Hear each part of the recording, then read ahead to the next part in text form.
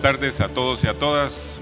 Un especial saludo al rector, doctor Pedro Torres Arieta, compañeros de la Corte Suprema de Justicia, magistrados, jueces que nos acompañan, personal docente, comunidad jurídica y académica de la UNIVO, de esta prestigiosa universidad, para quien, pues para mí es un privilegio, es muy grato estar. Bueno, primero quiero empezar señalando dos cosas, ¿verdad?, que nos han arrinconado en esta mañana académica a los penalistas. Me dejan 10 minutos para intervenir y los han invitado a ustedes a que se dediquen a estudiar otras materias y no el derecho penal. Está bien, hay que estudiar porque somos estudiosos del derecho. Me parece súper bien, pero que no los confundan, por favor. Como diría un profesor, somos apóstoles del derecho penal. Así que vamos a tratar de compartir algunas ideas sobre un tema que es importante. Miren, y solo para que abramos un poco los sentidos, porque vean que ya estamos fuera, creo que la jornada académica era para terminar a las 12:10 y ya prácticamente es la 1, ya todos estamos cansados y cansadas, ustedes que han estado toda la mañana acá. Pero fíjense, ¿hacia dónde va este tema? Primero pensemos, algunos de ustedes están cursando la licenciatura, ¿y qué ocurre cuando en un examen le reprueban y están inconformes con la nota que obtuvieron? ¿Qué es lo que solicitan? Revisión, ¿verdad? ¿Por qué? Porque pues consideran que el docente se equivocó, calificó mal, no entendió la letra a lo mejor, y sí está dicho ahí, ¿verdad? O en todo eso que escribieron ahí, seguramente ahí está la respuesta que él buscaba. Bueno, pues de eso vamos a hablar, fíjense, de la posibilidad de obtener una oportunidad de que la decisión se revierta. Para eso son los medios de impugnación. Y ojo, ¿verdad? Fíjense, vamos, si nos da el tiempo, evidentemente, hablar de la prohibición de reforma en perjuicio, que ustedes le pueden alegar a sus docentes cuando piden revisión y les dicen, no, mejor tenés menos y no más. ¿Qué van a alegar ustedes? Eso sería una reforma en perjuicio. ¿Por qué? Porque eso es un incentivo para recurrir, es decir, para no conformarse con decisiones que pueden ser injustas y agraviantes. Así que, ya, fijemos eso, ¿verdad? Hacia eso vamos, y vamos a hablar de un par de cosas relacionadas con este tema que es apasionante, evidentemente. Fíjense, primero una aproximación, obviamente tendremos muchas definiciones que podremos dar, pero que cuando hablamos de los recursos, ¿de qué hablamos? Justamente de una manifestación de voluntad. Que la parte que se considera agraviada o perjudicada utiliza, y esto está vinculado con el principio dispositivo, porque el perjudicado decide si utiliza el mecanismo que está previsto en la ley para poder atacar, impugnar una decisión que considera que es ilegal, que es injusta, que es agraviante. Para que algunos recursos son horizontales, el mismo juez o tribunal que la dictó la revise, la revoque, la modifique, o eventualmente un tribunal de alzada, que es propio de la apelación y la casación. Luego, hablamos que esto es un medio de control, sin duda. ¿Quiénes dictan las sentencias? Ahora se ha hablado mucho, por la mañana se les dijo a ustedes, miren, los jueces hacen semejantes sentencias que nadie las lee, y bueno, ahí en todo ese cúmulo de páginas y páginas se supone que están las razones o los motivos por los cuales se tomó la decisión y que justifican y que harían razonable, que harían legal, que harían justa esa decisión. Bueno, entonces es un medio para controlar justamente las decisiones judiciales que podemos utilizar. Evidentemente, el único que no puede utilizar estos mecanismos es el propio juez, por más que a veces el juez, me recuerdo un caso, quiero comentárselo rápidamente, ustedes saben que en juicio se puede conocer de forma unipersonal, colegiada, o también está la figura del tribunal del jurado. Pues en un caso, en un tribunal de sentencia, a un juez le pasó algo inédito presidiendo una audiencia, porque el juez solo preside y al final pone la sentencia sobre la base del veredicto del jurado. El veredicto del jurado es una especie de verdad incontrovertible. El juez va a dictar la sentencia conforme al veredicto del jurado. Pues en ese caso, fíjense bien, era con el código del 96, que estuvo vigente desde 20 de abril del 98 hasta el 31 de diciembre de 2010, se leía el auto de apertura a juicio. Ahora ya solo se lee la relación de hechos, ¿verdad? Y en algunos casos ni siquiera eso ya, ¿verdad? Se da por sentado que todo el mundo conoce los hechos y ni eso se fija como objeto del debate. Pues en aquel momento se leyó el auto de apertura a juicio. Cuando se pasó a la etapa de incorporación de la prueba, Fiscalía prescindió de la prueba, porque sus testigos ya no quisieron colaborar. ¿Y qué fue lo que hubo nada más? Bueno, alegaciones, alegatos iniciales y luego alegatos de cierre. No hubo actividad probatoria. Y entonces el fiscal le pidió al tribunal del jurado, porque era el que tenía que emitir el veredicto, que emitiera un veredicto de conciencia. Y la defensa, obviamente, pidió un veredicto de absolución. El tribunal del jurado entró a deliberar, se tardó deliberando, y para sorpresa de todos los que estábamos ahí en esa sala, el tribunal del jurado emitió un veredicto de culpabilidad, sin desfile probatoria.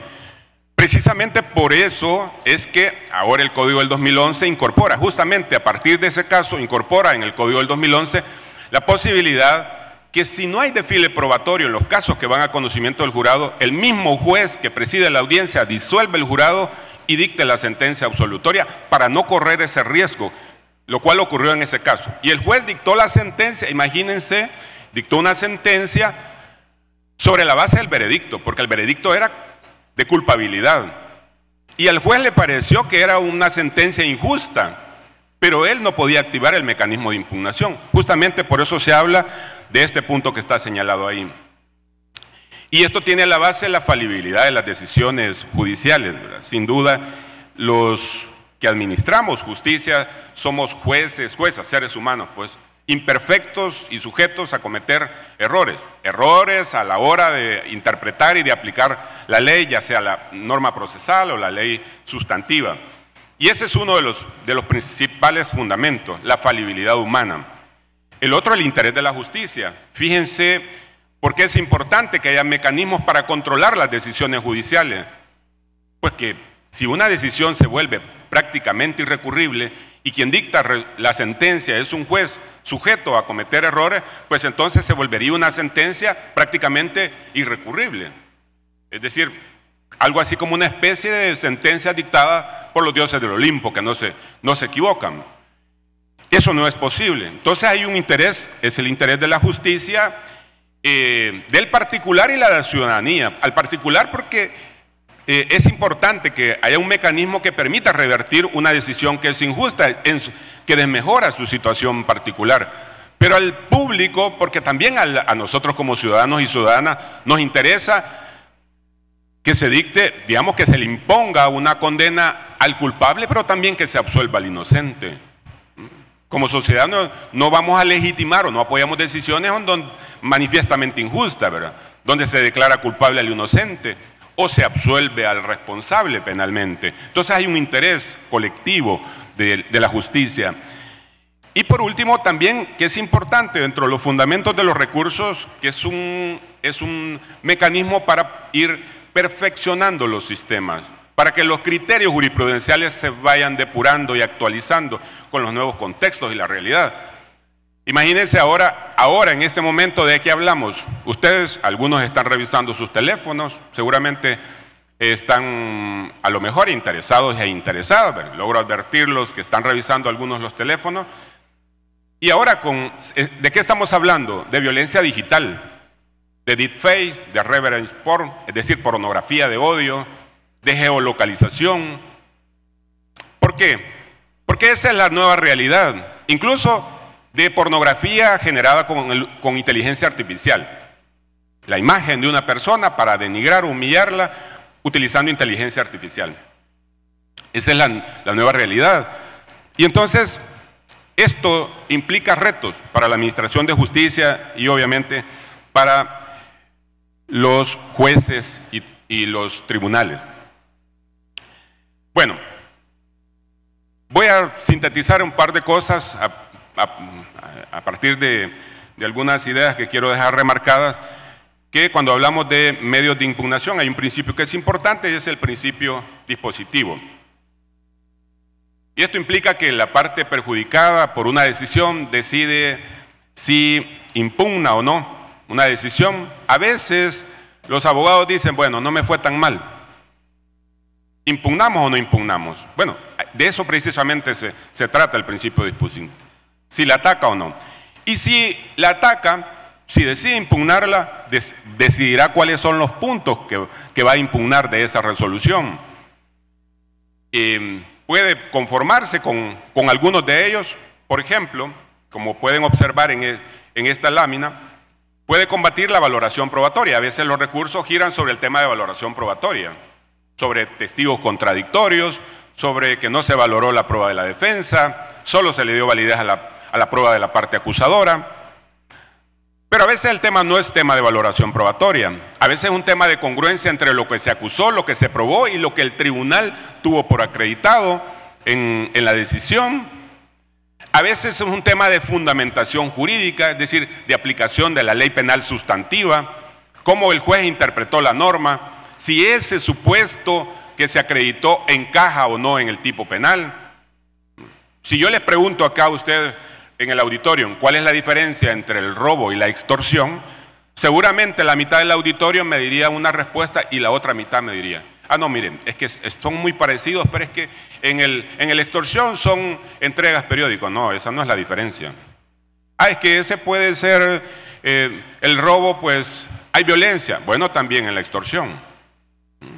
Fíjense, ese es un tema de fundamento jurídico, es decir, de aplicación de la ley penal sustantiva. Y la diferencia entre aplicar una figura y la otra, digamos, a nivel de penalidad, puede ser sumamente sustancial. No es lo mismo calificar como hurto un hecho o como robo o como extorsión. Gradualmente el legislador va imponiendo consecuencias jurídicas y eso es importante. También, tal y como se señala en la lámina, a veces se puede conformar con la culpabilidad, pero no estar de acuerdo con la dosimetría de la consecuencia jurídica. El juez o la jueza fue muy drástica en la imposición de la pena y debió haber considerado circunstancias atenuantes de la responsabilidad penal que no fueron ponderadas, etc. O puede ser que acepte ambas, tanto la responsabilidad penal, el fundamento jurídico, pero no acepta la determinación de la responsabilidad civil. Ahora ya tenemos en nuestro código la posibilidad de determinación de responsabilidad de carácter abstracto o concreto, etc. Y esto puede ser objeto de control también. Bueno, ahora, hay un elemento importante que debe señalarse, que es fundamental dentro de la estructura de los recursos, es el tema de los agravios. Fíjense, quien recurre va a seleccionar las secciones, las frases, los apartados que le causan perjuicio. Por eso no es válido decir, o no es correcto decir, que es inadmisible un recurso porque el recurrente solamente escoge determinados apartados de la sentencia o de la resolución. Precisamente de eso es lo que se trata, de identificar cuáles son los puntos que le generan perjuicio o agravio. Se admite que el tribunal se aparte de los motivos y resuelva de oficio en los casos, por ejemplo, de nulidad absoluta, aunque no se haya planteado por el recurrente. Pero un requisito es que el recurso sea admisible, porque si no, no habría posibilidad de entrar a conocer ese caso. En el caso del imputado, la declaratoria de nulidad absoluta tiene una limitante, y es que no contravenga el principio de no reforma en perjuicio, del que voy a hacer una breve referencia. Importante también señalar que el objeto de los recursos son las resoluciones judiciales. A través de los recursos se combate las resoluciones judiciales y no propiamente los actos procesales. Un acto procesal puede ser fundamento para una decisión, es decir, de forma indirecta puede atacarse, pero en realidad lo que se ataca es la resolución. Por ejemplo, a través de la exclusión. En distintas etapas del proceso, ustedes lo conocen muy bien, donde se oferta, se admite, se discute el tema, incluso ya habiéndose admitido la posibilidad de excluirla de valoración al momento de dictar la sentencia.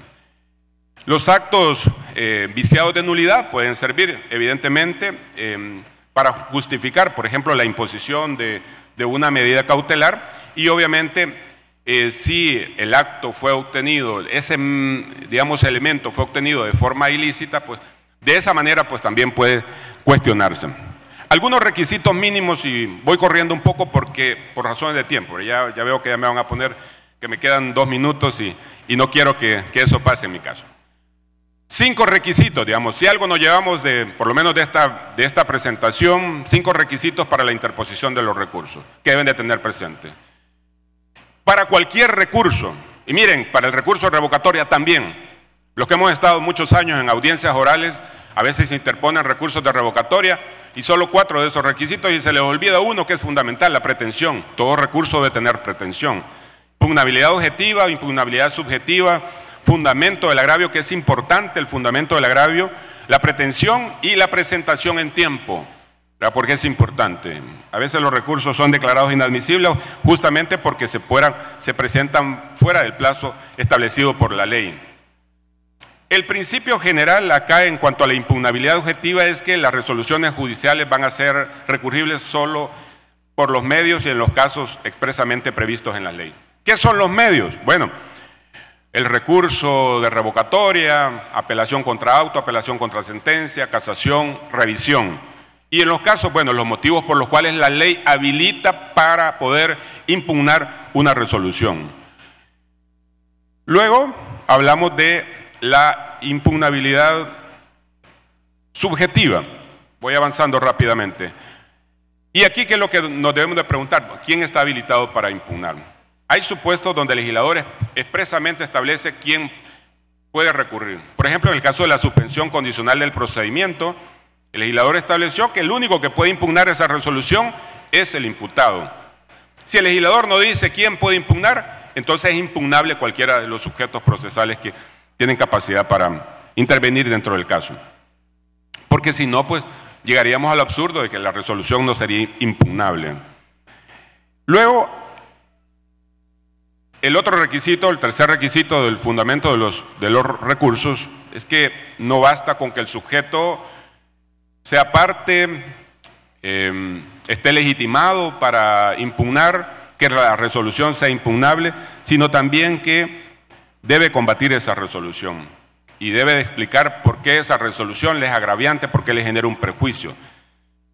Ojo, ¿verdad? Siempre que no haya contribuido a generarlo, nadie se puede beneficiar de su propio dolo y es importante en este ámbito.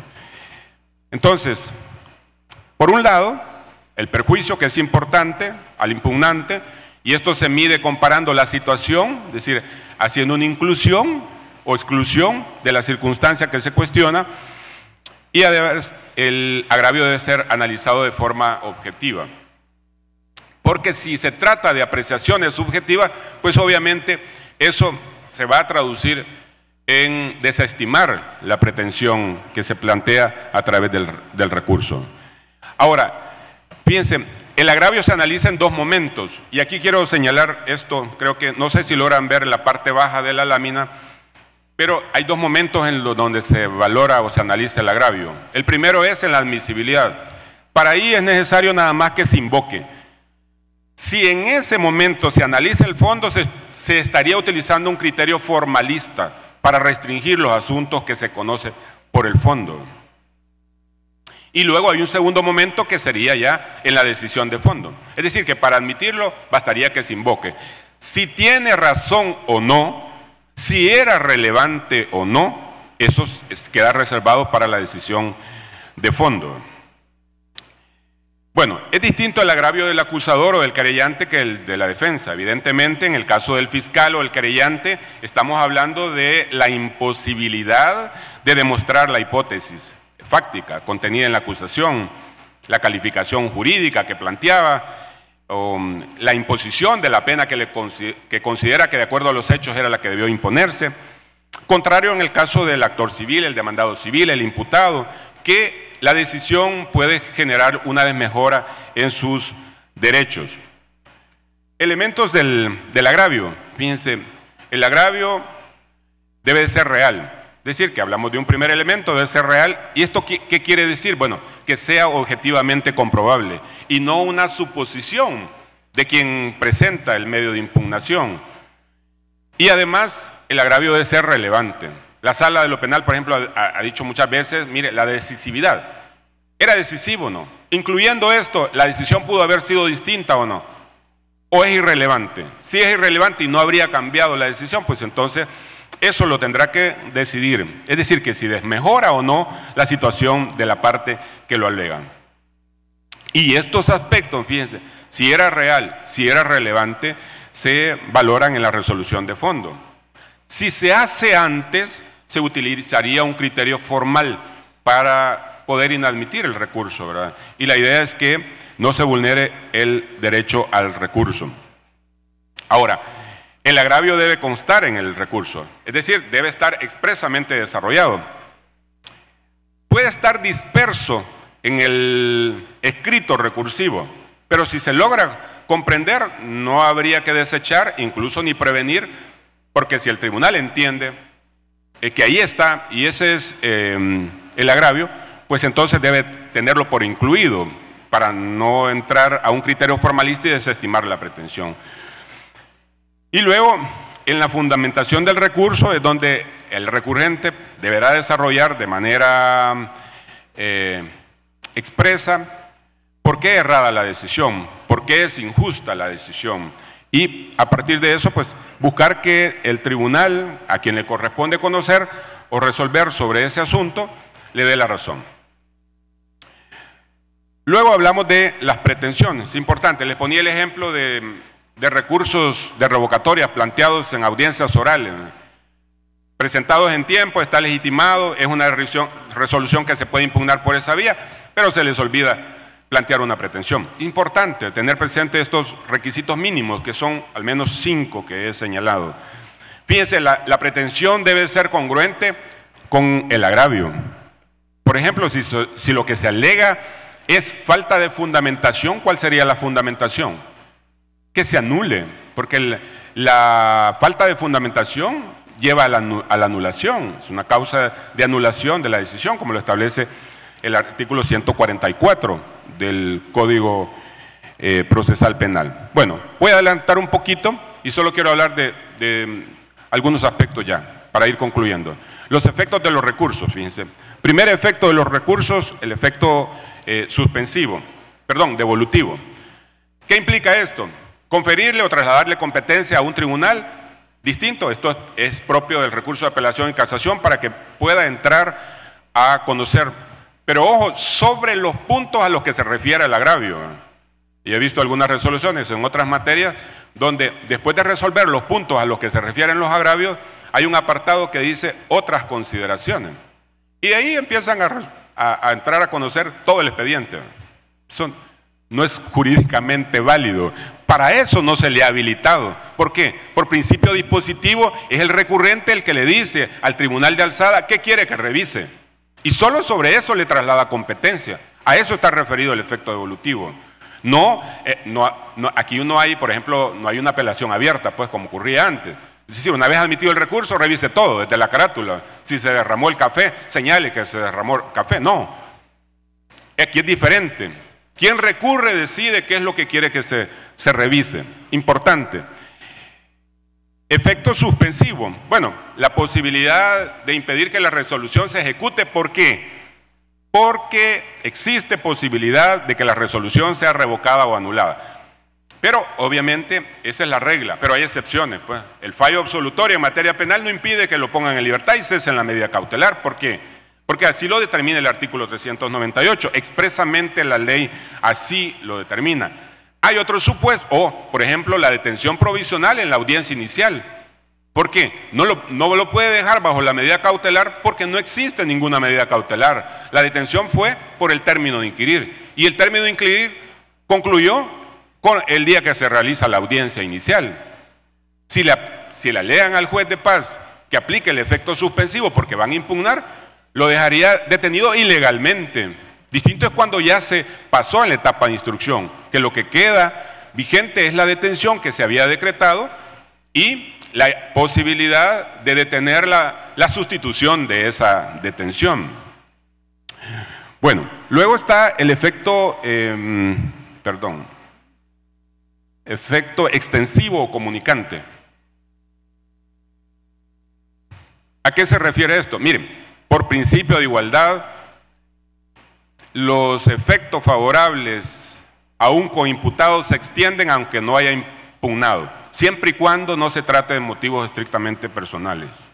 Me recuerdo un caso, recién había llegado como suplente a la sala, en donde tres jóvenes fueron intervenidos por agentes de la policía y a todos se les encontró más o menos porciones similares de marihuana, ¿verdad?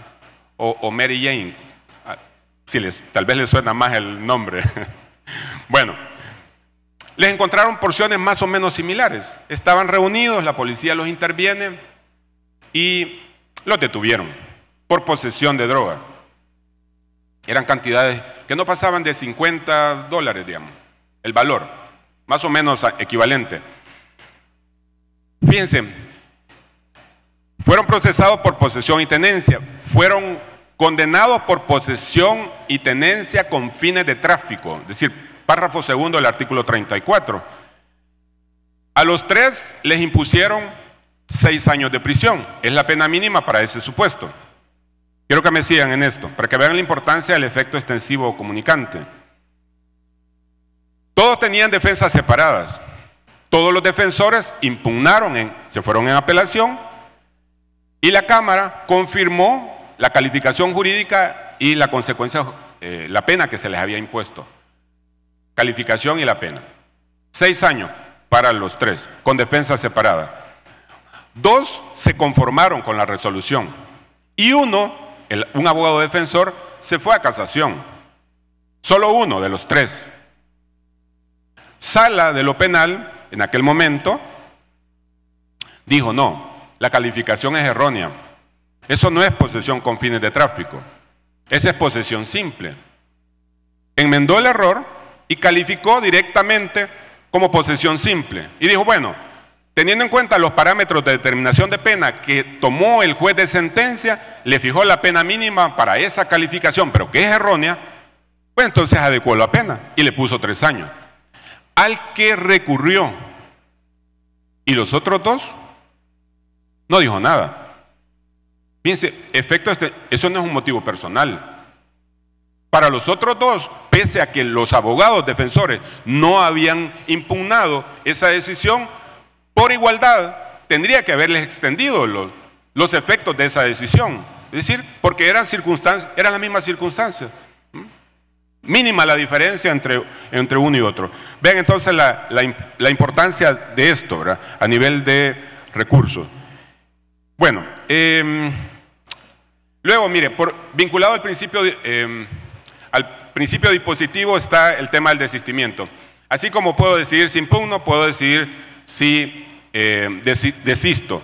Lo importante del desistimiento es que el desistimiento no puede perjudicar a los adherentes o a los otros recurrentes, porque si hay adhesión y se desiste, queda viva la adhesión, ¿verdad? Y solo voy a hacer referencia al tema de la adhesión rápidamente, porque creo que muy poco se habla en nuestra praxis judicial de la figura de la adhesión, porque a veces se entiende o se malinterpreta que la adhesión es contestar el recurso.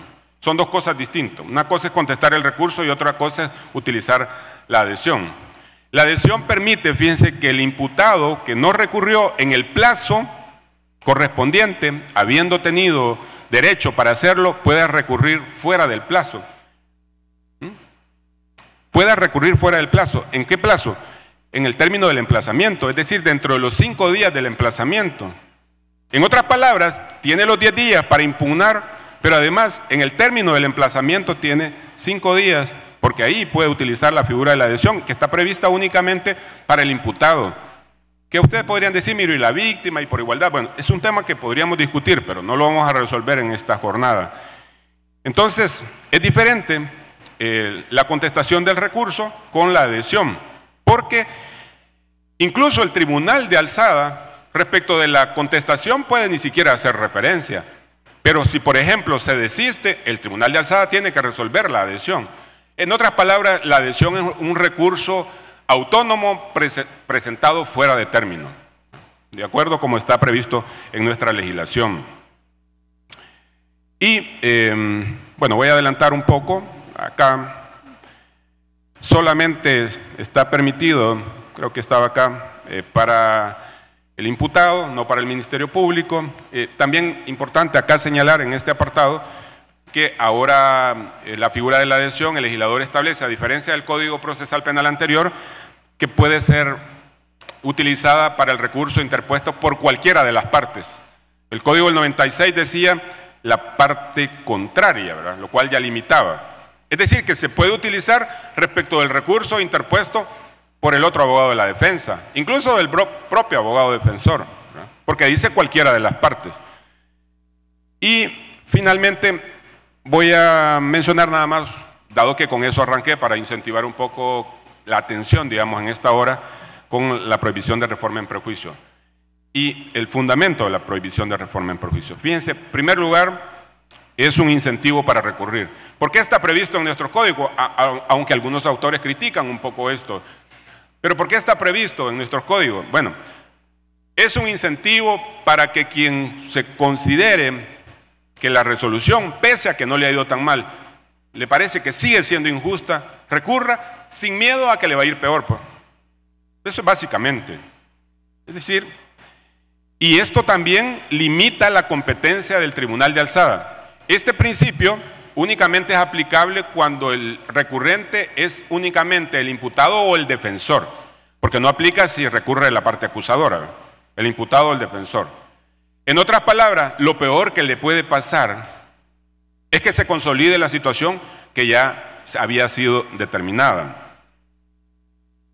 Es decir, que no tenga miedo de impugnar la resolución por temor a que su situación jurídica pueda ser desmejorada o empeorada. Bueno, había otros aspectos que quería desarrollar, pero por razón del tiempo, ya hace ratos que me señalaron que se ha agotado el tiempo. Les agradezco la paciencia y bueno, miren, los que estamos en el ámbito penal, sigamos disfrutando del ámbito penal. Está bien, hay que estudiar administrativo, familia, civil, ¿verdad, doctor? Hay que estudiarlo porque hay que estudiar, porque en el caso de los abogados no nos especializamos, o por lo menos, digamos, no es como el caso de la medicina, ¿verdad? Que sabemos que no vamos a ir sobre un tema de la nariz donde un ginecólogo, porque no tiene nada que ver, ¿verdad? Ellos sí están especializados. Nosotros, pues, sobre todo ustedes que se van a dedicar, a lo mejor algunos, al libre ejercicio, cuando los clientes toquen a la puerta de la oficina jurídica, no les van a preguntar, mire, ¿y usted es penalista o es civilista o usted es familia? El cliente va a llegar pensando en que es especialista en todas las materias. Y en eso estamos de acuerdo, hay que estudiar todas las materias. Pero donde está la salsa, donde sí se disfruta, es en el área penal. Así que reafirmémonos ahí. Vamos. Feliz día, muchas gracias.